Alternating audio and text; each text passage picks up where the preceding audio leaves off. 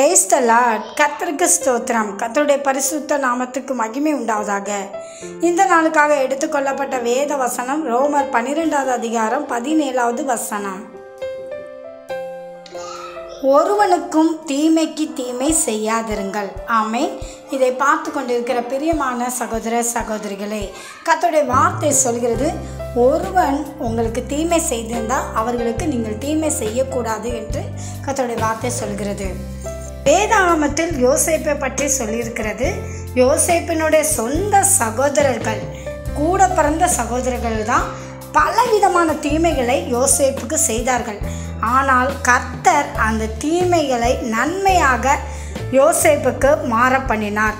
அதே போல தான் உங்கள் வாழ்க்கையில் யார் உங்களுக்கு தீமை செய்தார்களோ அந்த தீமையை கர்த்தர் உங்களுக்கு நன்மையாக முடிய பண்ணுவார். ஆமென்.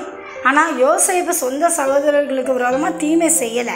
அவன் தீமைக்கு பதிலாக அவன் சொந்த சகோதரர்களுக்கு நன்மை தான் செய்தான். அதே போல் நீங்களும் செய்யுங்க. கர்த்தர் உங்களுக்கு தீமையை நன்மையாக மாற பண்ணுவார். ஆமென். தேவன் தாமே உங்களை ஆசீர்வதிப்பாராக.